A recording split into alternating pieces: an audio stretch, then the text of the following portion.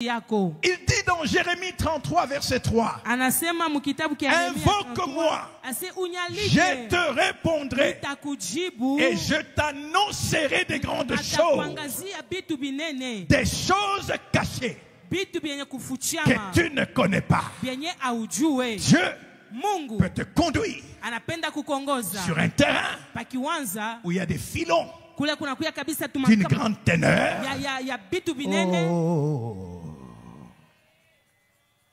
Est-ce que je parle au Lualabé? Est-ce que je parle aux gens de cette ville?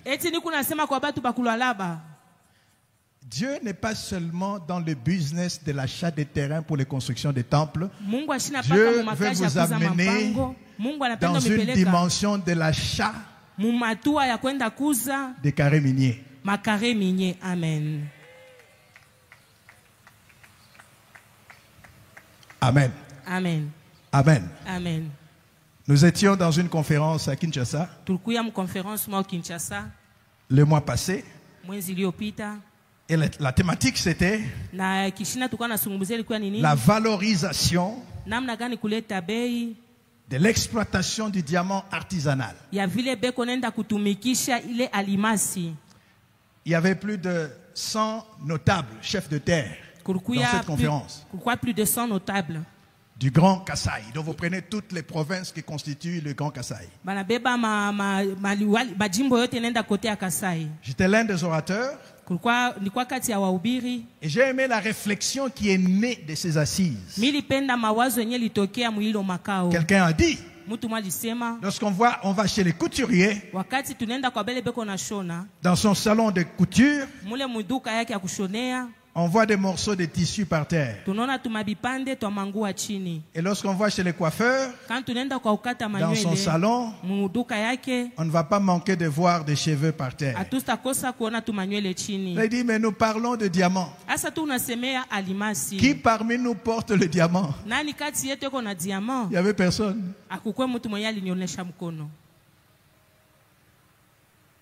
Donc Dieu a donné le diamant aux fils et filles de ce pays. Mais personne n'emporte. N'emporte. Qui porte le diamant parmi nous aujourd'hui? A mis ça dans ce pays.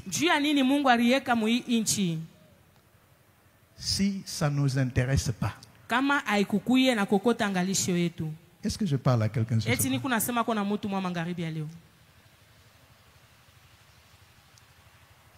Aujourd'hui, tout ce que Dieu nous a donné, dans nos pensées, nous nous disons c'est pour les autres. On le creuse, nos fils et nos filles meurent dans des trous. Pour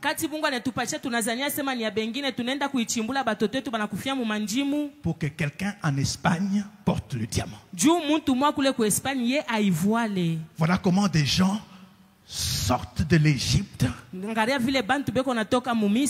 sans que l'Égypte ne sorte d'eux. La deuxième question est de savoir, est-ce qu'il y a le diamant ici? À cette question-là, les trafiquants de diamants sont venus avec le diamant, il y en a ici. Donc les brutes étaient présents, mais le transformer est pour les autres. Dieu dit, l'or et l'argent m'appartiennent. Et quand vous allez chez Dieu, ces avenues sont faites de l'or. Est-ce que je parle à quelqu'un? Il ne l'a pas créé pour quelqu'un d'autre. Il dit, ça m'appartient. Et parce que ça lui appartient, l'asphalte de son royaume, c'est l'or qu'il a créé. Dis à ton voisin, sortons de la mentalité de la pauvreté. Dis-lui cela.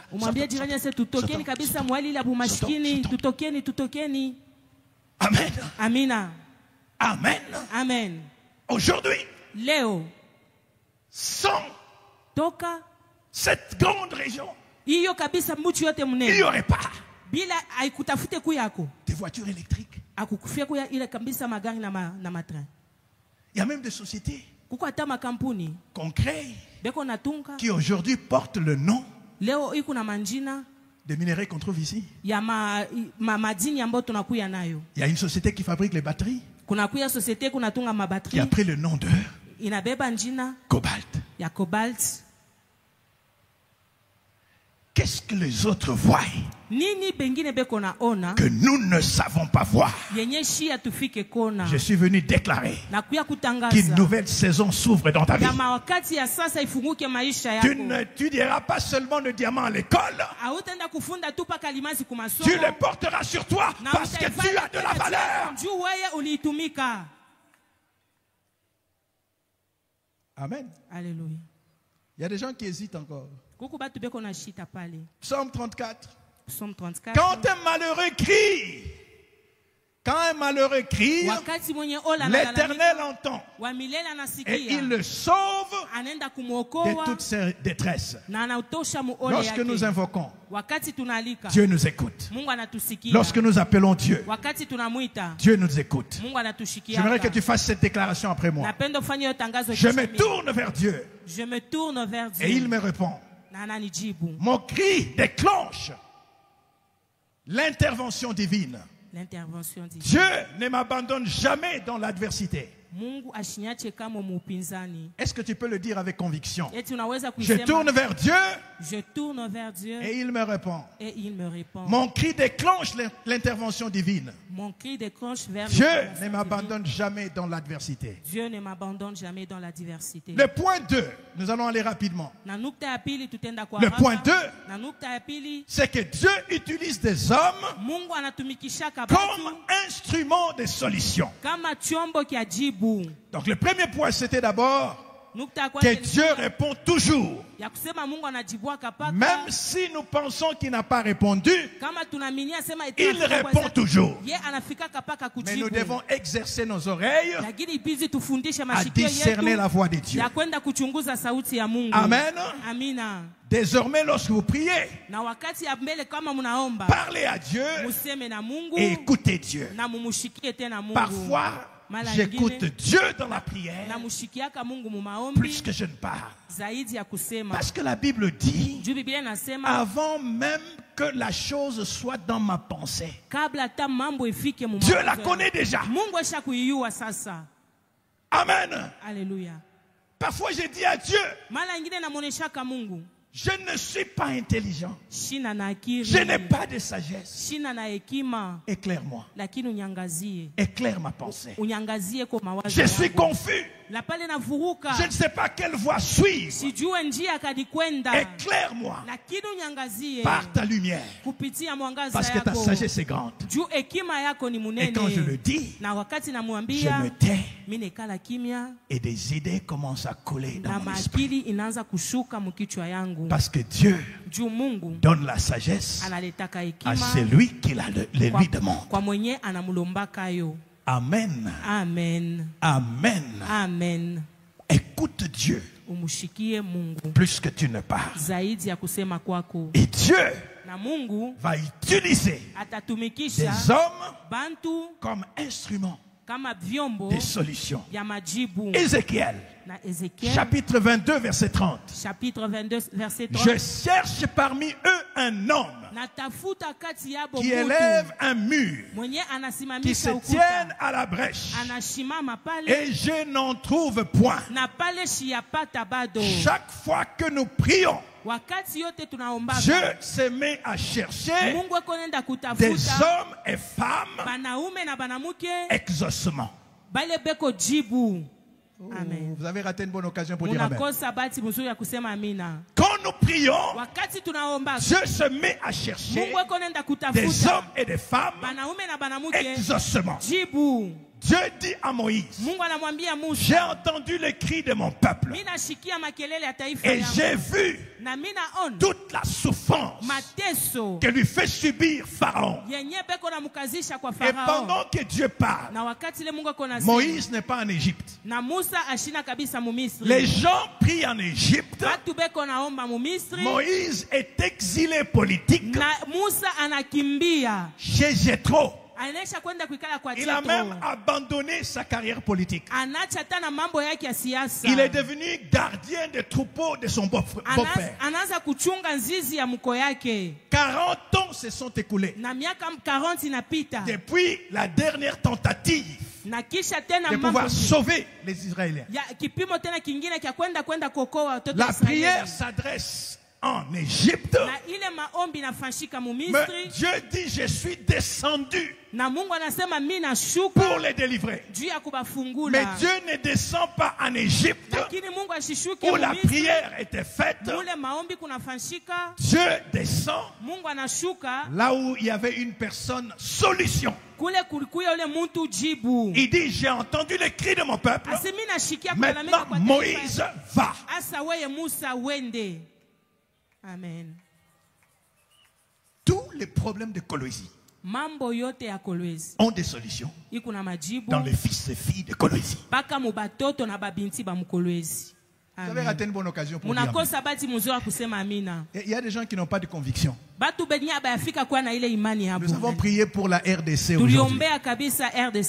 L'exaucement de la prière faite et dans chacun de nous. Amen. Un jour, une famille priait. Ils intercédaient pour les voisins qui étaient pauvres.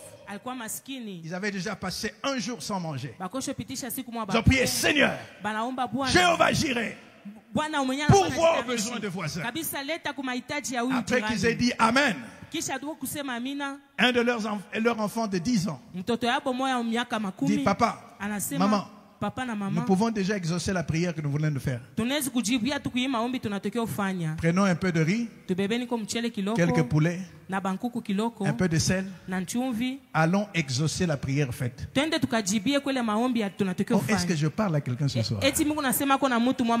Dis à ton voisin, Dieu veut que tu sois l'exaucement de la prière. Écoutez, qui sont mariés en ces lieux? Okay. Baissez la main. Qui a prié que Dieu le bénisse avec un mariage? Okay. Comment est-ce que Dieu vous a béni? Quand vous avez prié, Dieu a touché, si vous étiez garçon, il a mis une fille sur votre chemin pour que cette fille exauce la prière. Oh. Si toutes les filles avaient dit non, malgré la prière, vous ne seriez pas mariés. Vous êtes mariés parce que Dieu a pourvu et l'autre personne a dit oui. Est-ce que je parle à quelqu'un ce soir? Dieu utilise des hommes. Lisez avec moi dans le livre de la Genèse. Amen. Livre de la Genèse chapitre 2. Versets 4 à 7 et puis le verset 15. Voici les origines des cieux et de la terre. Aucun arbuste n'est poussé sur le sol. Et la Bible explique pourquoi. Là, on nous parle que quand Dieu créa les cieux et la terre, sur la terre, il n'y avait aucun arbuste qui ne poussait. Et la Bible donne la raison. Car l'Éternel Dieu n'avait pas fait pleuvoir. Virgule. Les virgules là est très important. Dis à ton voisin, dans la parole de Dieu, même un iota a de la valeur. Si vous remplacez la virgule par un point, Ça change votre philosophie. Inabadilisha mawazo yenu. Et ça conditionne votre vie. Na inaleta kanuni fulani kwa La maisha Bible yenu. dit, Biblia inasema la raison pour laquelle sababu ya ile il n'y avait pas d'arbustes de champs sur la terre, alikuya payaota michi pa première raison, sababu ya kwanza Dieu n'avait pas encore arrosé la terre. Mungu alikuya shiamimia udongo. Virgule. Banaweka mkato. En français, virgule veut dire quoi? Mukimombo mkato ni kusema nini? Que la pensée se poursuit. Na mawazo ikunaendelea. Donc, l'action de Dieu, ou l'absence de l'action de Dieu, n'était pas la seule raison de l'absence des arbustes sur la terre. La Bible complète la pensée en disant, car l'Éternel n'avait pas fait pleuvoir, virgule, et il n'y avait point d'homme pour cultiver le sol. Oh, vous avez raté une bonne occasion pour dire amen. Quand Dieu arrose, pour que l'herbe pousse, l'homme doit cultiver. Amen. Et quand vous lisez la suite, la Bible dit, une vapeur se leva. Amen. Alléluia. Et Dieu arrosa. Et Dieu forma l'homme de la poussière de la terre. Au verset 15, il prit cet homme, il le plaça dans le jardin d'Éden pour les cultiver et pour les garder. Chaque fois que Dieu me donne une promesse, je transforme la promesse en prière. La promesse devient une matière première. Quand il me donne la promesse, je transforme cette promesse en prière en disant, Seigneur, donne-moi la sagesse pour que je sache comment matérialiser la promesse. Parce que je sais que si la promesse ne se manifeste pas, ce n'est jamais la faute de Dieu. Parce que quand Dieu me promet, il accomplira toujours sa promesse. Mais il faut que je rencontre Dieu quelque part. Dans les problèmes du délai, de la promesse, ce n'est pas Dieu. Parce que Dieu ne commence jamais son œuvre par les débuts. Dieu commence toujours son œuvre par la fin. Avant de vous faire la promesse, Dieu la réalise d'abord. Oh, vous avez raté une bonne occasion pour dire amen. Quand Dieu vous parle, il a déjà fait ce qu'il vous dit. Donc quand ça tarde, c'est pas Dieu, c'est moi. Parce que je n'ai pas la sagesse qui puisse matérialiser la promesse faite. Donc le deuxième point, retenez. C'est très important. Votre bénédiction passe inévitablement par la conjugaison des deux types de relations. Relation verticale avec Dieu et relation horizontale avec les hommes. Amen. Dieu vous bénira en mettant des gens stratégiques sur votre chemin. Il y a des hommes accélérateurs de destinée. Quand ils entrent dans votre vie, ils peuvent vous donner 10 ans de plus. Amen. Voilà pourquoi nous disons, dans la vie, qui tu connais est plus important que ce que tu connais. Amen. Dis à ton voisin, je peux être la solution à ton problème. Dis-lui ça. y a des gens qui peuvent faire la convention pendant toute la semaine avec des gens. Eux, ils sont venus ici seulement pour Dieu. Quand ils parlent à Dieu, ils partent. Ils prient pour l'emploi, ne sachant pas que le chef d'entreprise qui est en train de chercher des employés est assis à côté. Ils vont chercher l'exaucement ailleurs, pendant que l'exaucement est juste à côté. Un homme au milieu de ses souffrances, à la croix, à côté de Jésus, a compris que je peux être brigand pendant toute ma vie.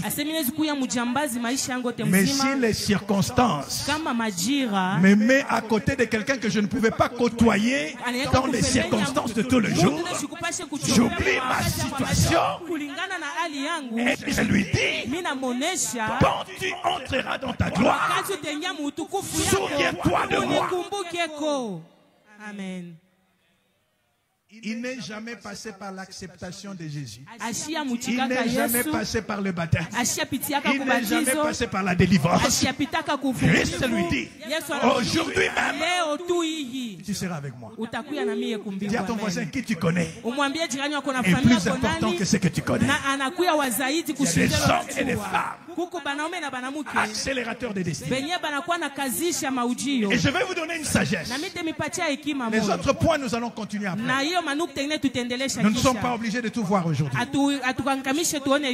le Seigneur m'a mis à cœur de vous aider. Plus vous avez de relations, plus loin vous irez. Amen. Amen. Amen. Amen. Plus vous avez de relations, plus loin vous irez. La Bible nous donne cette histoire dans 2 Rois chapitre 4, à partir du 1er jusqu'au 7e verset. On parle d'une femme de fils de prophète. Son mari a servi Dieu. Il craignait Dieu. On nous a dit cela, que Dieu n'oubliera pas le service. Dieu n'oubliera pas tout ce que tu fais pour lui. La Bible déclare, j'ai été jeune, j'ai vieilli, je n'ai jamais vu le juste abandonné, ni sa postérité mendier son pain. Même pendant sa mort, le service de ce fils de prophète a parlé pour lui. Amen. Et cette femme a exercé son droit, non pas en son nom propre, mais au nom de son mari, qui était intègre, qui servait Dieu. Il dit, les créanciers sont venus pour réclamer. Mes enfants, vous connaissez l'histoire. Le prophète Élisée lui dit, qu'as-tu à la maison? Tout commence par ça. Qu'est-ce que tu as? Elle dit, je n'ai rien. Après, elle se rappelle. Je me rappelle que j'ai quand même quelque chose. Un peu d'huile dans un vase. Et le prophète lui dit, voici ce que tu feras. Va auprès de tes voisins. Demande des vases. Des vases vides. N'en demande pas un petit nombre. Suivez attentivement. Suivez attentivement. Surtout nous de ce continent africain. J'aimerais vous dire en passant que dans la pensée de Dieu, la pauvreté ne devait jamais être une situation permanente. Dieu n'a jamais prévu de pauvreté permanente. La pauvreté est une situation provisoire. Quand Christ dit, les pauvres, vous les aurez toujours avec vous, il ne parle pas des mêmes pauvres.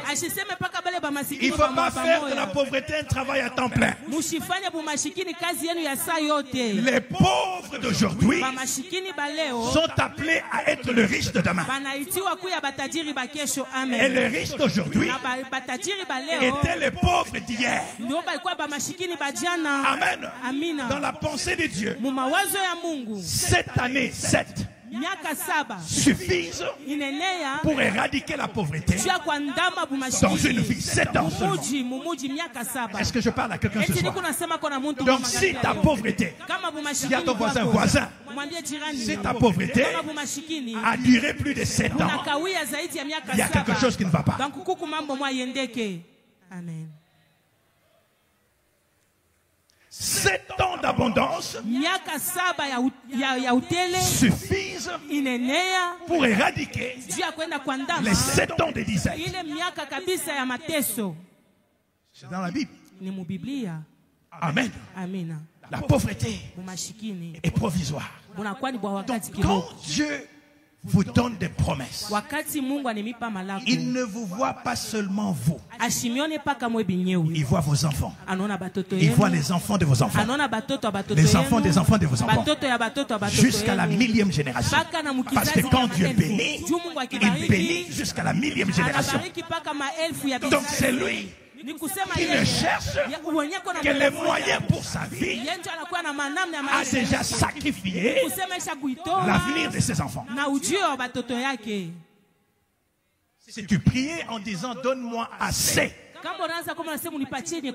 change ta prière. Dis à Dieu, fais couler ta bénédiction sur moi, sur mes enfants, sur leurs enfants, jusqu'aux générations futures. Parce qu'une seule génération peut changer la lignée d'une famille. Est-ce que je parle à quelqu'un ce soir? Alors dans cette histoire, les plans de Dieu, c'était pas de rembourser la dette. C'était plus que ça. C'était de faire sortir cette famille une fois pour toutes de la pauvreté. C'est pour ça que le prophète dit, n'en demande pas un petit nombre. Va prendre autant de vases. Mais voici là où je voulais en venir. Les vases étaient dans la maison des voisins. Oh, à vous qui dites, moi je n'ai besoin que de Dieu. C'est que c'est parce que ce mot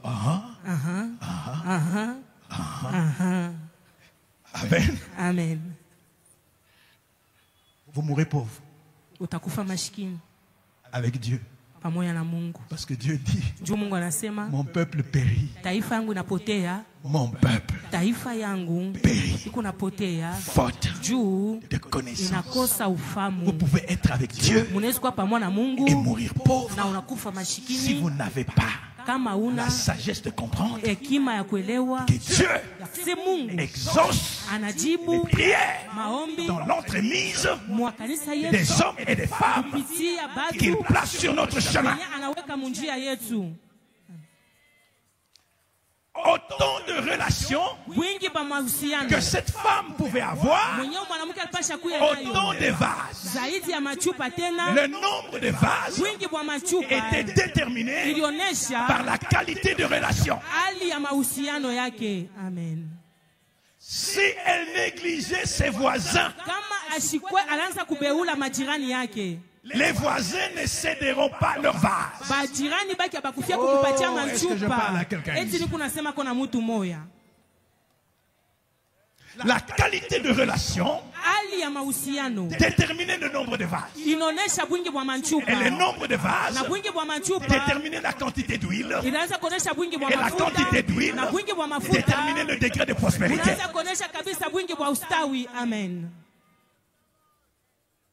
Moins de relations, moins de vases. Moins de vases, moins d'huile. Moins d'huile, moins de prospérité. Amen.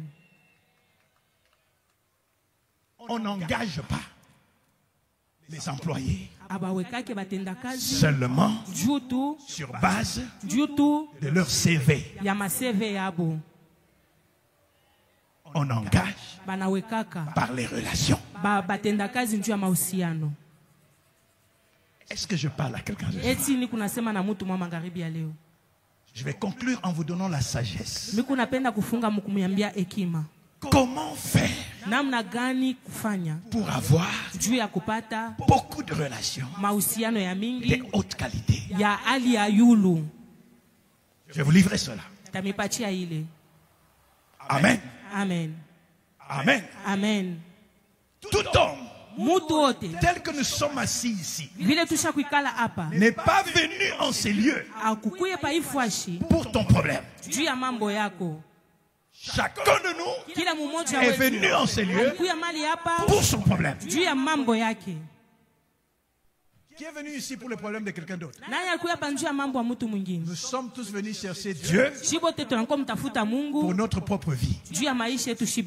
Chaque être humain qui quitte sa maison va à la recherche des solutions aux problèmes personnels. Si tu veux avoir de bonnes relations dans la présence de tout homme que Dieu met devant toi, quand tu as l'opportunité, oublie tes problèmes, concentre-toi sur ces problèmes. Ah, je n'ai pas reçu l'amen que j'attendais. Avant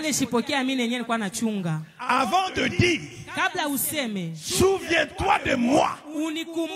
Quand tu seras dans ta royauté, tu dois d'abord gagner le droit de dire cela. Et le droit de dire commence par dire, et toi, c'est nous deux. Nous sommes pendus sur cette croix. C'est pour le mal que nous deux nous avons fait. Mais lui, il n'a fait aucun mal. Amen. Il a défendu Jésus avant de demander que Jésus le défende. Les pauvres sont pauvres parce qu'ils commettent la plus grosse erreur devant les gens qui peuvent les aider. Ils sont toujours absorbés par leurs propres problèmes. Donne-moi l'argent de transport. Aide-moi. Cherche-moi le travail. Si tu veux réussir dans la vie, j'aimerais te dire que tout grand homme, toute grande dame a des problèmes. Dis à ton voisin, même le président a des problèmes. Amen. Dis-lui, même Dieu a des problèmes. Dis, même Dieu a des problèmes. Le problème actuel de Dieu, il doit résoudre le problème de l'Est. Il y a aussi le problème de la Palestine que Dieu doit résoudre. Dieu doit résoudre le problème de l'Ukraine. Il a des gros problèmes. Amen. Amen. Et Dieu cherche des hommes et des femmes solutions. Est-ce que je parle à quelqu'un? Des hommes et des femmes solutions. Fais de l'Éternel tes délices. Il te donnera ce que ton cœur désire. Occupe-toi de Dieu. Il s'occupera de toi. Salomon, demande-moi tout ce que tu voudras et je te le donnerai. Salomon dit, Seigneur, tu as un peuple grand. Moi je suis jeune, sans expérience. Donne-moi la sagesse pour que je sache conduire ton peuple. Il oublie ses besoins et il transforme le besoin de Dieu en prière. Est-ce que je parle à quelqu'un ce soir? Et Dieu lui dit, parce que tu n'as demandé ni richesse pour toi, ni la mort de tes ennemis, ni la gloire, et que tu as demandé la sagesse pour moi et mon peuple, je te donnerai la sagesse et je te donnerai outre ce que tu n'as pas demandé, la richesse et la gloire.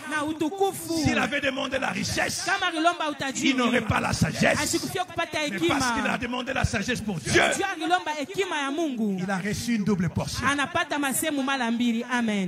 Amen. Amen. Amen. Amen. Préoccupe-toi des besoins des autres. On appelle cela l'empathie. La capacité de se mettre dans les chaussures des autres. Se mettre dans les chaussures des autres. Ça se fait par l'écoute attentive. Tu t'oublies. Tu te concentres sur le autre. Si quelqu'un est mal habillé, ne le critique pas. C'est une opportunité de tisser des relations. Habille la personne. Amen. Amen. Amen. Celui que tu habilles aujourd'hui peut t'ouvrir un magasin demain. Amen. Amen. Amen. Il va te dire un jour, est-ce que tu te souviens de moi? Il y a 10 ans, je suis ce jeune homme-là à qui tu avais acheté le pantalon. Aujourd'hui, Dieu m'a élevé. Est-ce que je parle à quelqu'un ce soir? Amen. L'arroseur sera lui-même arrosé. Arrose les autres et Dieu va t'arroser. Donnez et il vous sera donné. On versera dans votre sein une bonne mesure, serrée, secouée et qui déborde. Parce qu'on vous mesurera avec la même mesure dont vous vous servez pour mesurer les autres. Dieu est dans ton voisin. Dieu est dans ton prochain. Tout ce que tu fais pour ton prochain t'ouvre de grandes portes. Amen. Si tu le crois, tu acclames le Seigneur. J'aimerais que nous puissions nous tenir debout. Tenons-nous debout. Tenons-nous debout. Tenons-nous debout. Gloire au Seigneur. Tenons-nous debout. Serre la main de ton voisin, dis-lui, tu ne sais pas à côté de qui tu es assis. Dis-lui, ne quitte pas cet endroit sans avoir pris une photo avec moi. Parce qu'on ne sait jamais.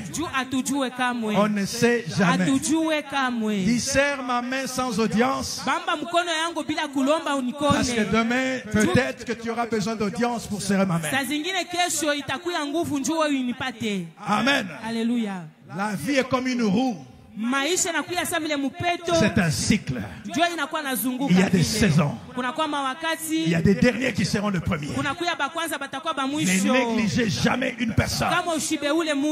Amen. Amen. Alors j'aimerais ensemble que nous puissions faire ces déclarations. Et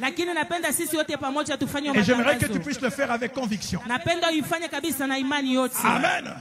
Levez votre main droite. Et vous déclarez ceci. Je ne m'appuierai plus sur les moyens humains.